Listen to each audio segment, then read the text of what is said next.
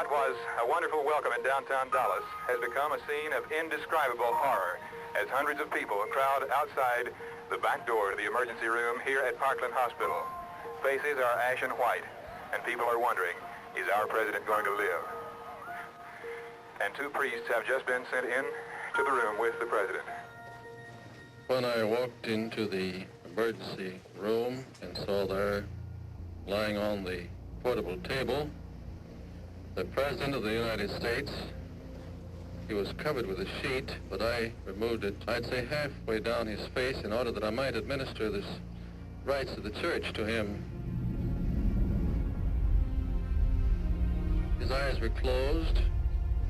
Mrs. Kennedy was there during the time that I administered the sacraments to the President, and after that she left the room, as I also did, and I spoke to her in the corridor, the adjoining corridor.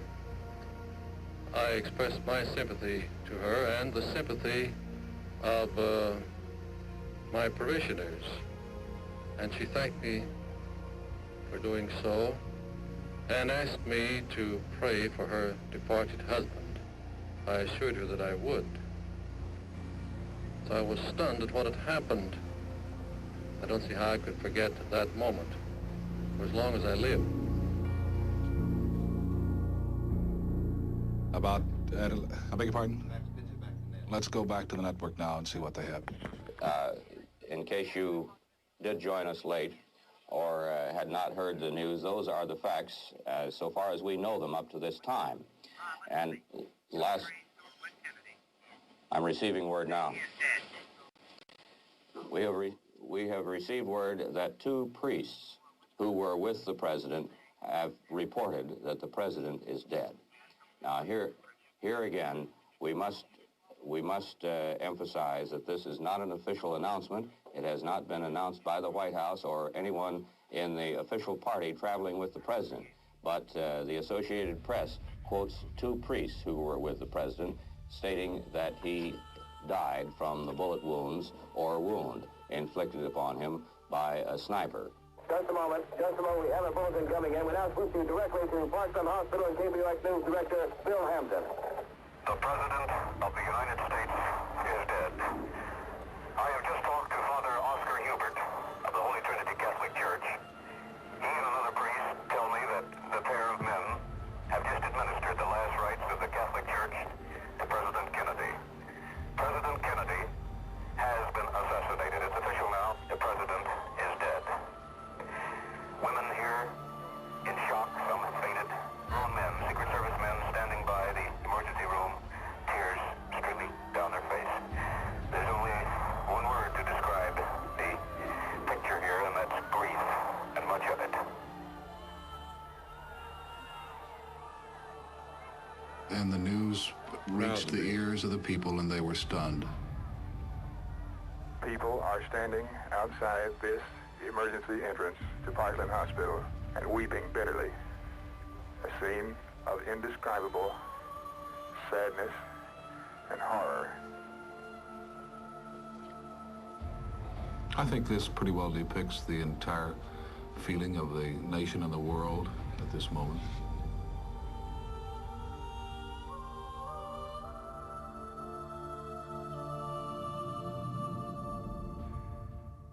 I'd like to speak here for the city of Dallas. We are ashamed at the moment. We are stunned. The whole world is stunned, but at this moment, I don't think anybody could be more stunned than the people who live in our city. Vice President Johnson was taken from Parkland Hospital. One bystander said he looked ashen when he was taken away, which is understandable. He has been taken to some undisclosed location by Dallas area Secret Service personnel, undisclosed for obvious security reasons. When he will make another appearance is not known at this time. We'll have further reports from Parkland Hospital when details develop. Fronter Evans reporting for Radio 57 News.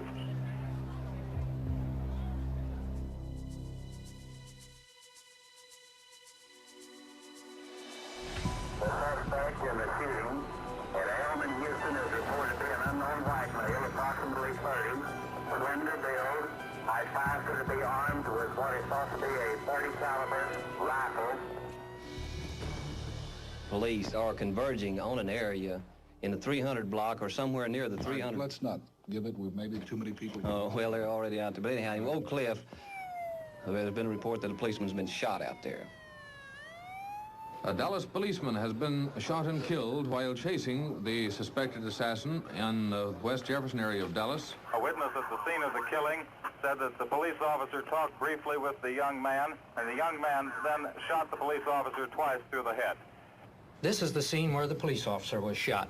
The car that you see in the background there belonged to the police officer, and this woman said that she had seen a man run up, stop the officer, and then shoot him. This gun that you see in the background here in this officer's hand is the one that allegedly was used to shoot the police officer.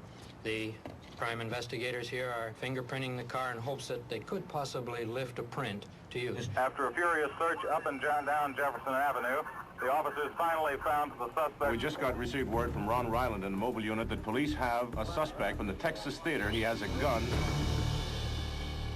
We joined a police motorcade that was dashing to the Texas Theater where they had a report of a man coming in there that was armed. Of course, everything is black. The movie is going on. About, I would say, 200 or more police officers went into the theater and found a man sitting in the second row from the back that was armed with a shotgun. He just said, this is it. It's all over with now. He started pulling his gun. I had to hold his right arm. He fought with us like a wild man, and we finally subdued him and took him on out. The officers pulled him out through the doors with him screaming, "I protest this police brutality." He was really fighting them all the way, kicking and screaming and hollering.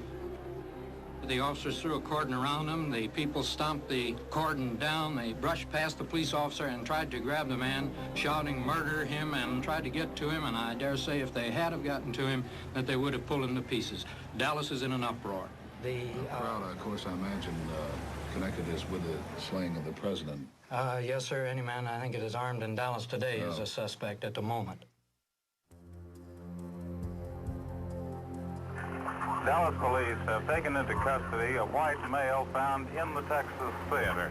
The man is believed to be a suspect in the recent shooting of a police officer at 10th and Crawford in Oak Cliff.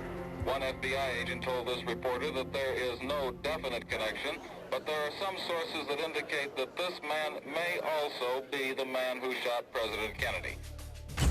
This is new information we've just received. The man seized is identified as Lee H. Oswald. Now, that's the first indication we have of his name. Dallas police officials still are not saying anything one way or the other about the suspect undergoing interrogation in the police station as a result of allegedly having shot a policeman in Oak Cliff, and he is believed to be the prime suspect, the man who also assassinated President Kennedy. The witnesses to the president's assassination are in the next room, but they have not yet looked at the man. The rifle used for the president's assassination has been recovered and is undergoing fingerprint analysis at this time. There's also ballistic tests which are underway, and it is presumed that the results of those tests will have to come in before the man will actually confess if indeed he is the man who shot President Kennedy. Here is the suspect. Will you roll it, please? The suspect is coming. Put it on. Back against the wall. All right, these people have given me a hearing without legal representation or anything. Did you shoot the president? I didn't shoot anybody, no, sir. We just heard Oswald, who said he did not shoot anybody. I'm being pummeled here. Being pummeled very heavily. You just heard Oswald say, "I did not shoot anybody."